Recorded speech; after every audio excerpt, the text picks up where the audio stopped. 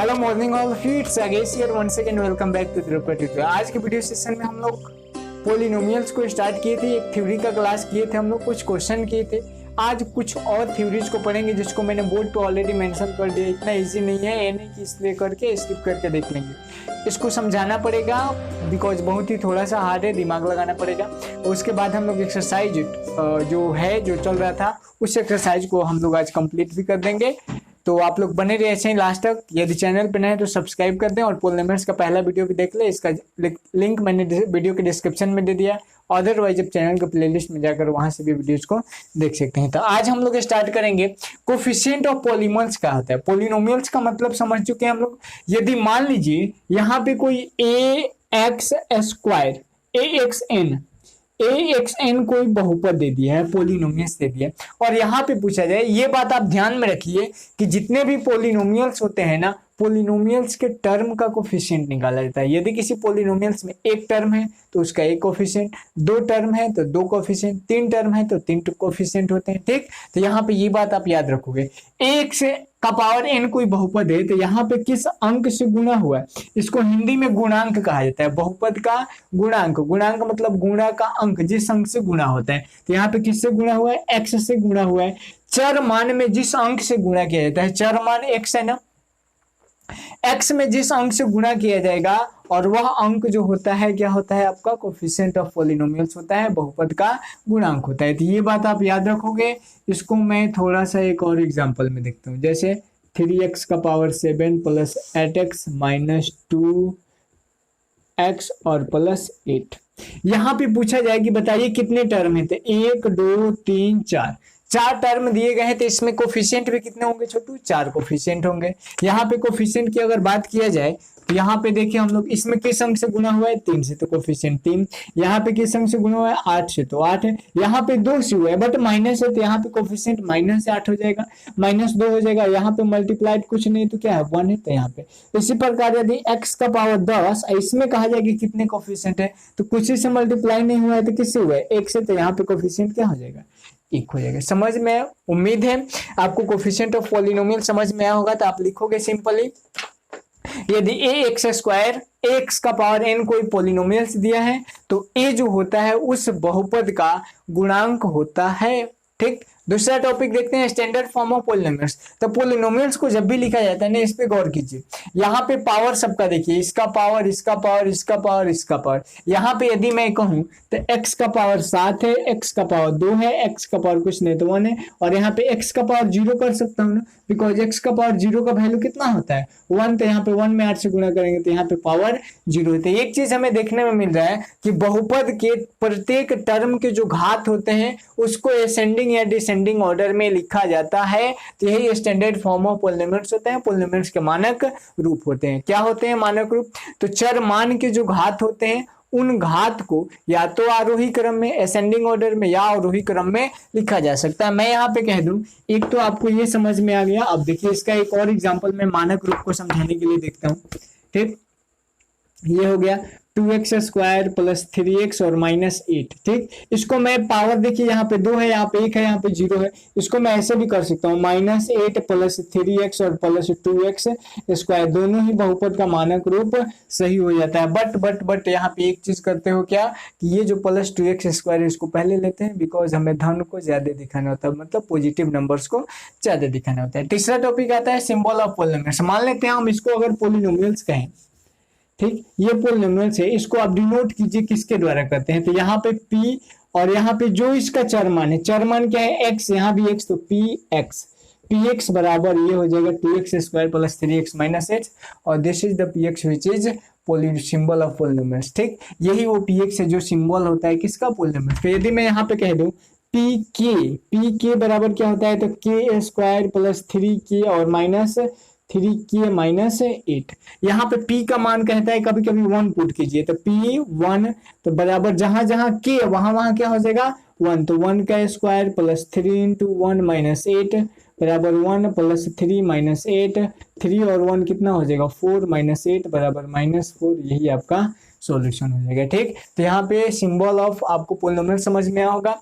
यदि कोई पोलिनोमियल है तो जो उसका चरमान होता है उसको पी से पी दर्शाता है पोलिनोमियल्स। ठीक, पी से पी एक्स क्यू एक्स को भी आप डिनोट कर सकते हो, G X H X S X T X जो मन करे वो कर सकते हो, बस वो होना चाहिए पोलिनोमियल ऑफ के जो भी हो आप कर सकते हो। नेक्स्ट टॉपिक आता है वैल्यू ऑफ पोलिनोमियल्स।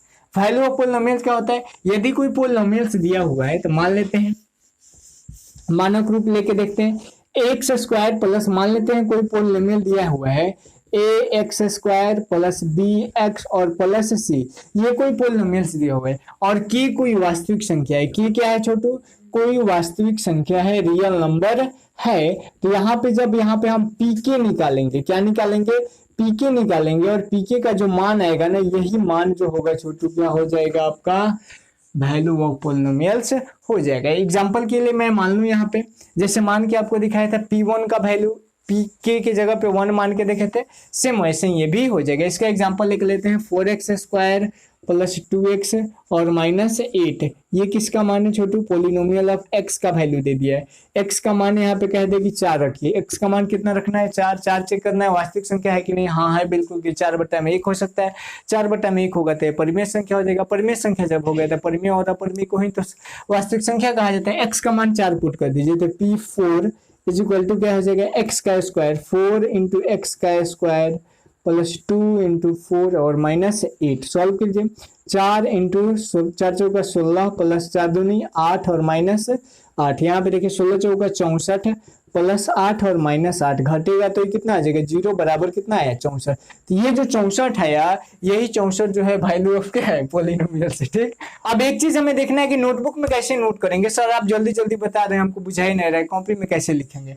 तो यहाँ पे देखिए वैल्यू ऑफ पोलिनोमियल मतलब बहुपद का मान। बहुपद का मान क्या होता है, लिखोगे यदि पी एक्स बराबर X square plus B X plus C कोई बहुपद है तथा के कोई वास्तविक संख्या है तो बहुपद का मान बराबर पी एक्स बराबर ये, तो पी की का वैल्यू निकाल के दिखा दो, पी के का जो वैल्यू आएगा वही जो होता है क्या होता है, वैल्यू ऑफ पोलिनोमियल्स होता है। Value of zeros of polynomials मतलब बहुपद के शून्य का सेम इसी प्रकार होता है। लेकिन यहाँ पे एक प्रॉब्लम है कि यहाँ पे जो 64 आ रहा है, यहाँ पे यदि 0 आ जाए, यदि किसी बहुपद में मान लीजिए ये पी एक्स वैल्यू है, पी एक्स में हम के का मान रख रहे हैं और के का मान रख किया और यहाँ पे ये पीके का वैल्यू जो आ जा रहा है वो 0 आ जा रहा है।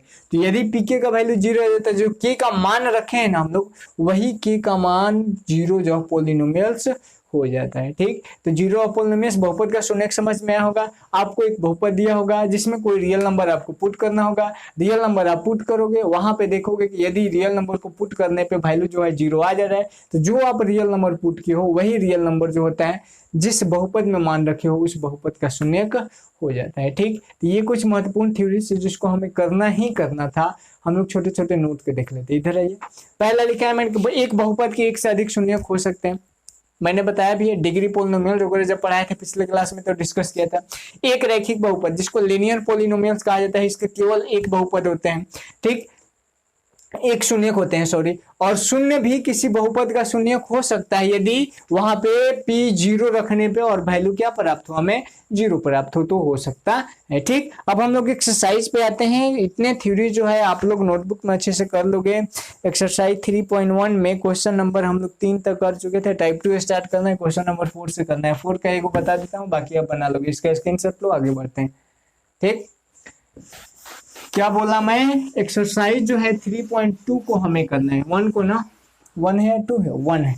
3.1 को हम कर रहे थे जिसमें 3 को क्वेश्चन बता दिए थे, इजी था, लेकिन और भी तो करना है ना जी। तो हेडिंग डालोगे आप एक्सरसाइज 3.1 में क्वेश्चन नंबर 3 तक हो चुका था, क्वेश्चन नंबर 4 में बहुत सारे क्वेश्चन है। पहला क्वेश्चन देखिए क्या कह रहे हैं कि 25 घात का द्विपद का और 200 घात का एक पदी का एक एक उदाहरण दीजिए। पहला बोला है कि 25 घात का द्विपद चाहिए आपको, द्विपद।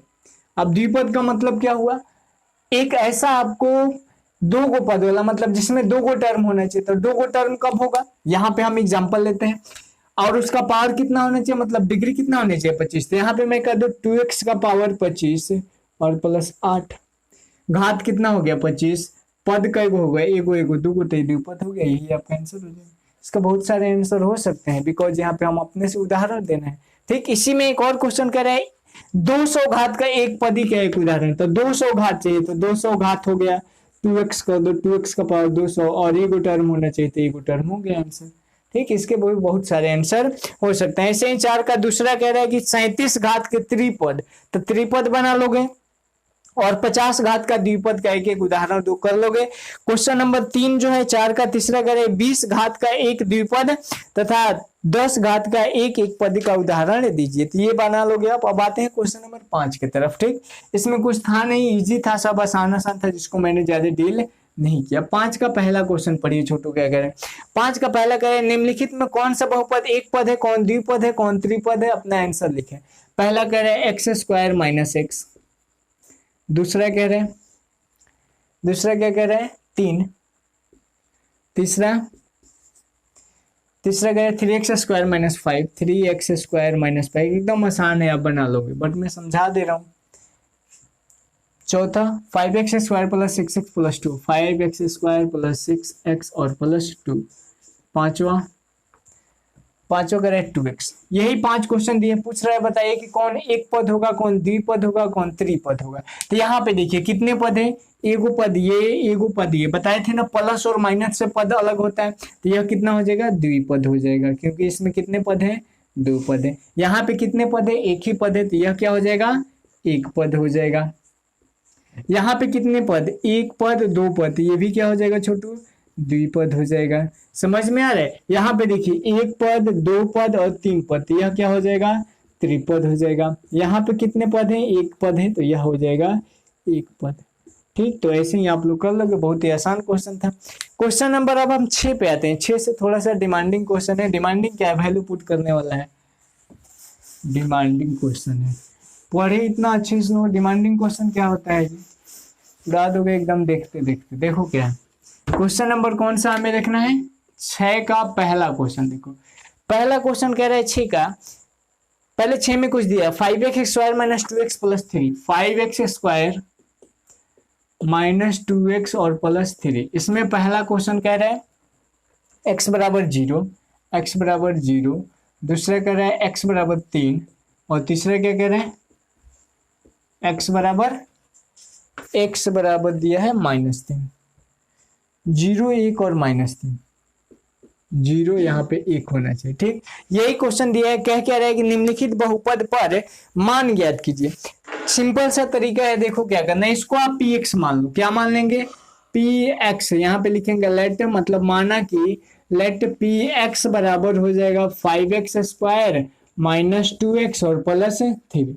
पहला क्वेश्चन अब क्या कहता है कि x का मान 1, तो जीरो ना, p का x का मान 0, तो p0 बराबर जहां जहां x वहां वहां 0, तो 5 इंटू 0 का स्क्वायर माइनस 2 इंटू 0 और प्लस 3। 0 का स्क्वायर करेंगे 0, 0 में किसी भी संख्या से गुणा करेंगे 0, माइनस ये भी क्या हो जाएगा 0 और प्लस 3। वैल्यू कितना आ गया 3, यही आपका आंसर है। दूसरा भी ऐसे ही बना लोगे, तीसरा भी बन जाएगा, बट मैं तीसरा बता देता हूँ।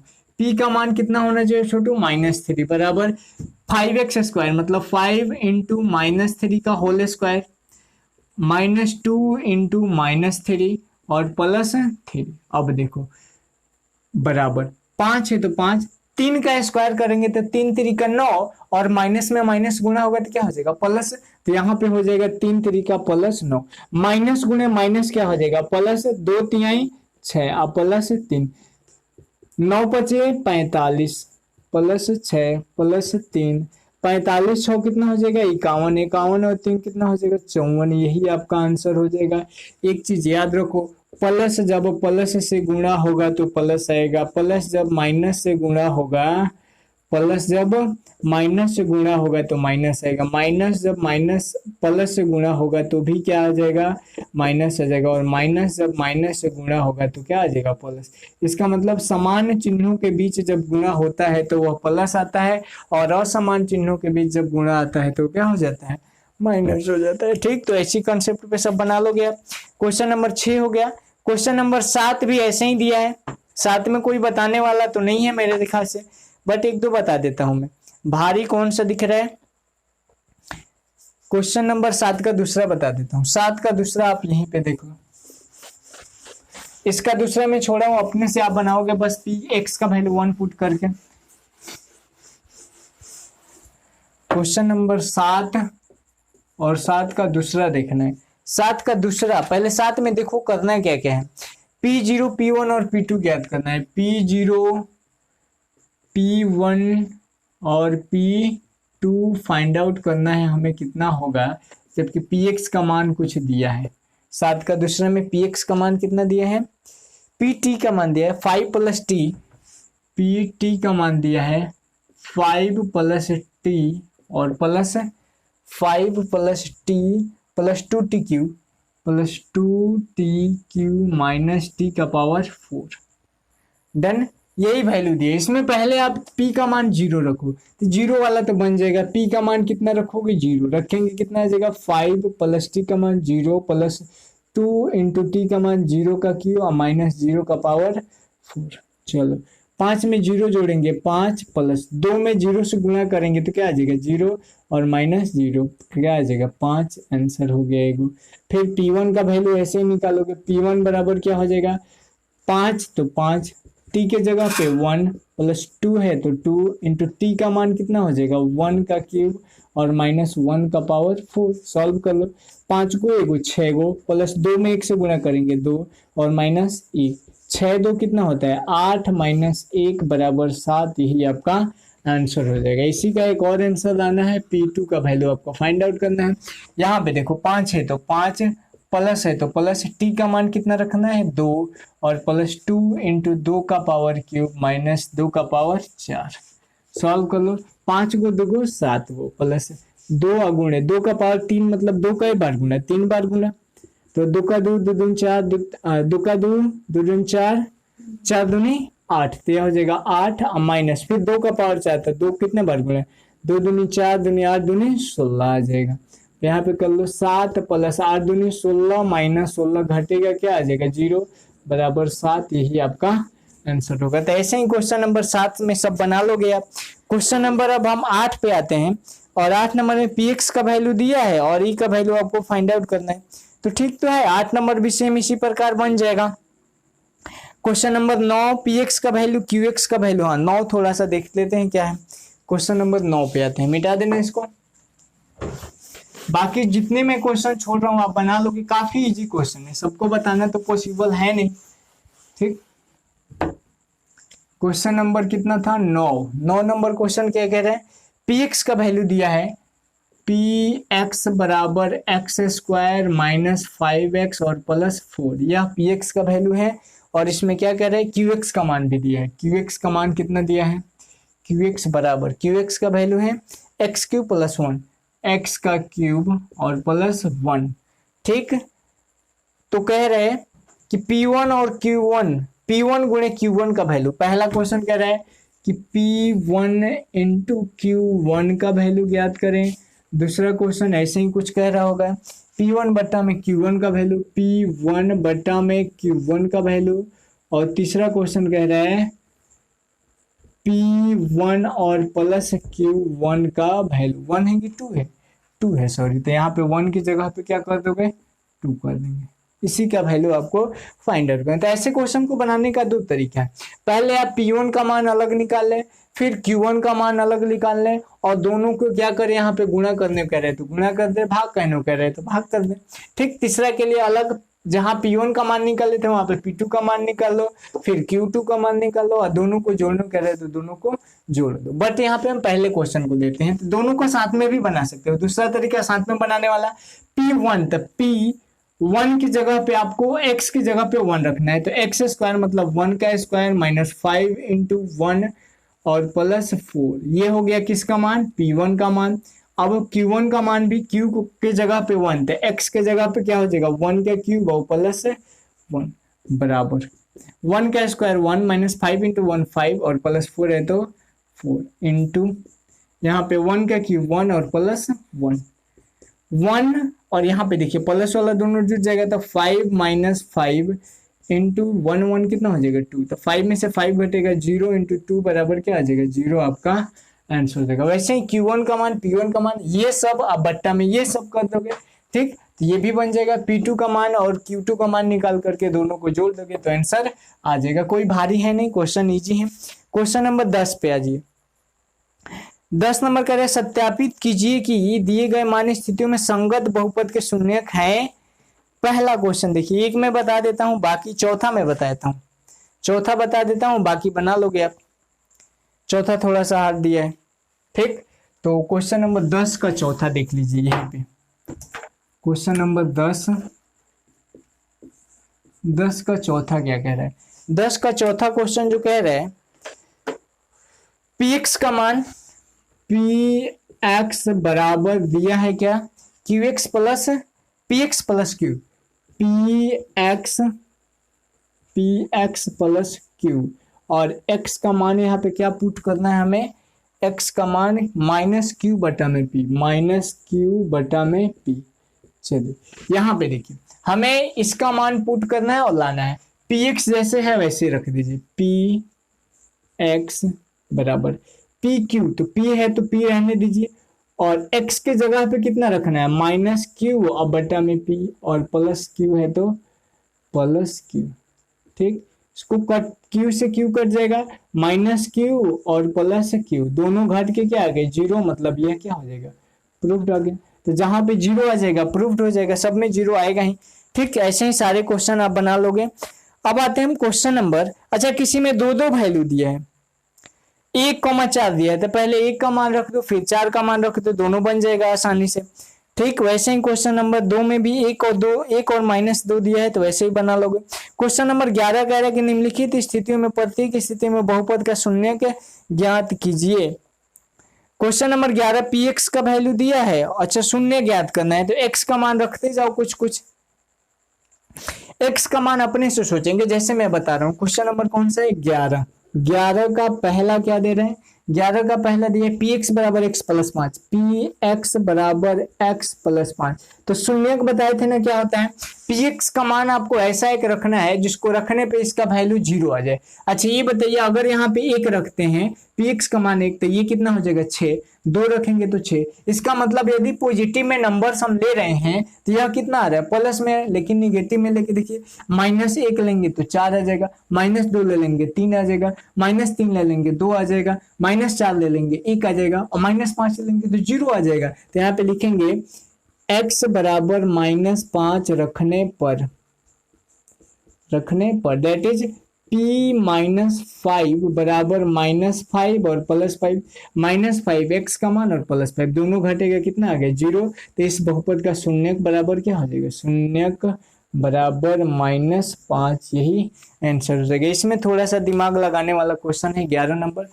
यह एक्सरसाइज मेरे तरफ से कंप्लीट हुआ, आप लोग इसको अच्छे से बना लोगे। अगर कोई क्वेश्चन फंसता है तो क्वेश्चन का नंबरिंग वीडियो में कमेंट कर दो, अदरवाइज व्हाट्सअप कर दो, नेक्स्ट वीडियो सेशन में उसको डील कर लेंगे। नेक्स्ट वीडियो सेशन में हम लोग रिमाइंडर थ्योरम को पढ़ेंगे, गुणनखंड कैसे निकाला जाता है, और वहाँ पे बहुपद का गुणा और भाग भी आपको सीखने को मिलेगा। तो आज की वीडियो सेशन के लिए इतना काफ़ी है, रहने देते हैं, मिलते हैं नेक्स्ट वीडियो सेशन में, तब तक के लिए बाय बाय, टेक केयर।